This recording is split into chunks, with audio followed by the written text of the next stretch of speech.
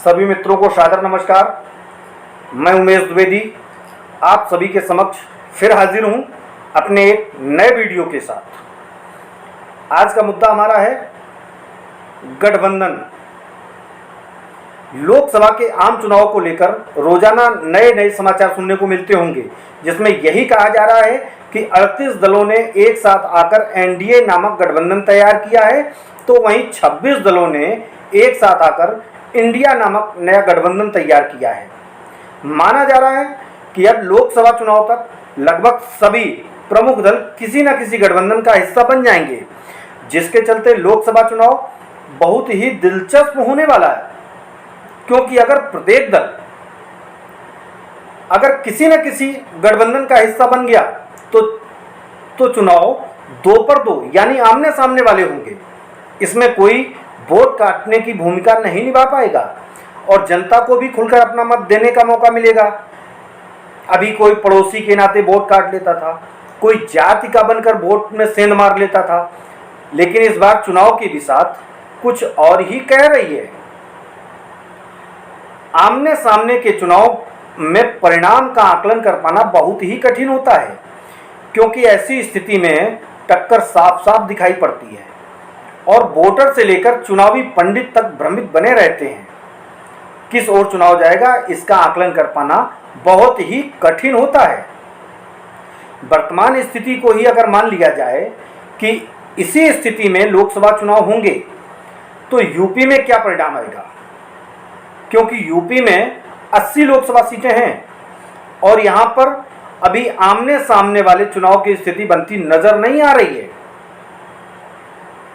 क्योंकि उत्तर प्रदेश में अपना दल, सुभाषपा और संजय निषाद की पार्टी भाजपा के गठबंधन का हिस्सा बन चुकी हैं, तो वहीं समाजवादी पार्टी के साथ आरएलडी भी कांग्रेस समर्थित इंडिया गठबंधन का हिस्सा बन चुके हैं। लेकिन उत्तर प्रदेश की राजनीति में मजबूत रसूख रखने वाली एवं 3 बार की मुख्यमंत्री रही मायावती ना तो किसी गठबंधन का हिस्सा बनी है और ना ही उन्होंने किसी के साथ जाने की बात कही है, बल्कि उन्होंने यह जरूर स्पष्ट कर दिया है कि वह यूपी में अकेले चुनाव लड़ेंगी और किसी भी गठबंधन का हिस्सा नहीं बनेंगी। मायावती के इस बयान को लेकर तरह तरह की चर्चाओं ने बाजार गर्म कर दिया है और राजनीतिक पंडितों के माथे पर सिकन दिखाई पड़ने लगी है, क्योंकि मायावती के द्वारा अकेले चुनाव लड़ने पर निश्चित है कि त्रिकोणीय स्थिति में यूपी का चुनाव होगा।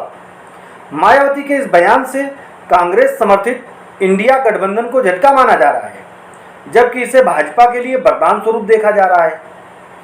भाजपा भी यही चाहती है कि मायावती लोकसभा चुनाव में अकेले चुनाव लड़ें, क्योंकि मायावती के अकेले चुनाव लड़ने से समाजवादी पार्टी पर बहुत असर पड़ेगा, क्योंकि मुस्लिम वोट डिवाइड भी होगा और प्रभावित भी होगा, जिसके चलते भाजपा को एक तरफा लाभ मिल जाएगा और समाजवादी पार्टी कमजोर होगी, या ये कहें कि यूपी में इंडिया गठबंधन कमजोर रहेगा। इसका सीधा लाभ भाजपा को मिलने वाला है, क्योंकि पूर्वांचल में भाजपा के साथ ओम प्रकाश राजभर के आ जाने से और संजय निषाद के आ जाने से वहीं अपना दल लगातार साथ में है। इन तीनों दलों के साथ भाजपा का वोट बैंक वहां बहुत मजबूत हो जाएगा। वहीं यूपी के मध्य क्षेत्र में सभी दल चुनाव लड़ेंगे, जिसमें सबको पछाड़ते हुए भाजपा सबसे आगे निकल जाएगी। और पश्चिम में भाजपा ने अपने को मजबूत करने के लिए यूपी भाजपा अध्यक्ष को भी उसी क्षेत्र से बनाया है और पश्चिम में मुस्लिम व जाट पर मजबूती के लिए अपने सभी प्रयास तो भाजपा कर ही रही है, लेकिन वहां पर मायावती भी अच्छा प्रदर्शन करेंगी, जिससे निश्चित समाजवादी पार्टी गठबंधन या इंडिया गठबंधन कमजोर रहेगा, जिसका सीधा लाभ भाजपा को मिलेगा, जिसके चलते आरएलडी व समाजवादी पार्टी भी कमजोर होगी और मायावती व सपा की लड़ाई में भाजपा प्रथम स्थान पाकर आगे निकल जाएगी।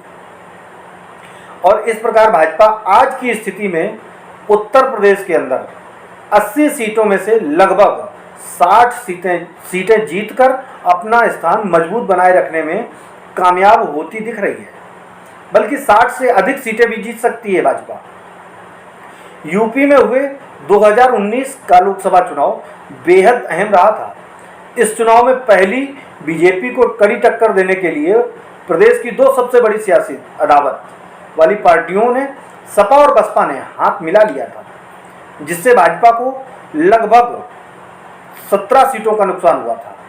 शायद ही किसी ने सोचा होगा कि मायावती और अखिलेश कभी एक साथ एक मंच पर आएंगे, लेकिन 2019 के लोकसभा चुनाव में ऐसा हुआ था। माना जा रहा था कि इन दोनों के हाथ मिलाने से बीजेपी को जबरदस्त झटका लगेगा।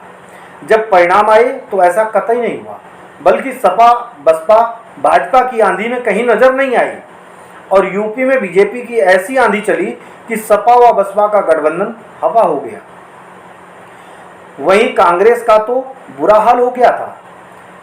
हालांकि पिछले कई चुनाव में यूपी में कांग्रेस अपने गिरते ग्राफ को सुधारने में कोई बहुत बड़ा परिवर्तन नहीं कर सकी और लगातार कमजोर होती ही दिख रही है। अभी तक कांग्रेस की ओर से कोई चमत्कार नहीं हुआ।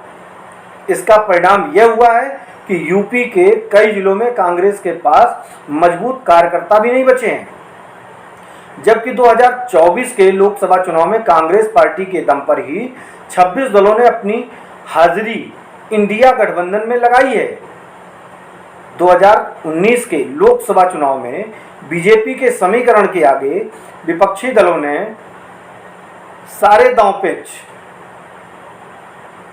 चले थे, लेकिन फेल हो गए। 80 लोकसभा सीटों वाले यूपी में भाजपा ने 78 सीटों पर चुनाव लड़ा था और 2 सीटों पर अपने सहयोगी अपना दल को चुनाव लड़ाया था। भाजपा 78 सीटों पर चुनाव लड़कर 62 सीटों पर पार्टी कमल खिलाने में कामयाब हो गई थी। वहीं बीजेपी की सहयोगी अपना दल एस को दोनों सीटों पर जीत हासिल हुई थी। सपा बसपा गठबंधन कोई खास करिश्मा नहीं दिखा पाया था। बसपा के खाते में जहां 10 सीटें आईं, तो वहीं सपा को सिर्फ 5 सीटों पर जीत हासिल हुई थी।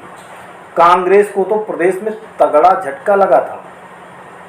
बीजेपी ने राहुल गांधी की पारंपरिक सीट अमेठी को भी छीन लिया और कांग्रेस महज एक रायबरेली सीट पर ही अपनी जीत दर्ज कर सकी, जहां से सोनिया गांधी ने चुनाव जीता था।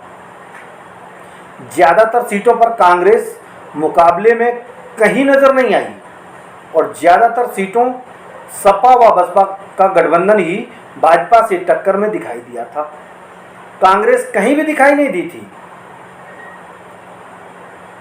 लेकिन फिर भी कांग्रेस 2024 के चुनाव के लिए अच्छी तैयारी कर रही है और भाजपा को कड़ी टक्कर देने का मन बना रही है।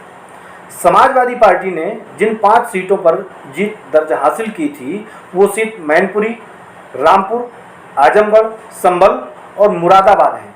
2019 के चुनाव में अखिलेश यादव आजमगढ़ सीट से चुनाव लड़े और जीत दर्ज की थी। अखिलेश यादव ने आजमगढ़ सीट से इस्तीफा दे दिया था। वहीं रामपुर लोकसभा सीट से आजम खान ने भी इस्तीफा दे दिया था और इस्तीफे के बाद आजमगढ़ और रामपुर सीट से अखिलेश यादव और आजम खान के इस्तीफे के बाद हुए उपचुनाव में बीजेपी ने इन दोनों सीटों पर अपनी जीत दर्ज करा ली। वहीं मुलायम सिंह यादव के निधन के बाद सपा की सीट पर डिंपल यादव ने मैनपुरी सीट को बचा लिया, या यूं कहें कि अपनी परंपरागत सीट को बचाने में डिंपल यादव कामयाब रही। अगर आपने अभी तक हमारे चैनल को सब्सक्राइब नहीं किया है तो सब्सक्राइब जरूर कर लें और बेल आइकन दबाना ना भूलें। हम आपके समक्ष फिर हाजिर होंगे एक नए वीडियो के साथ। तब तक के लिए हमें इजाज़त दीजिए। नमस्कार।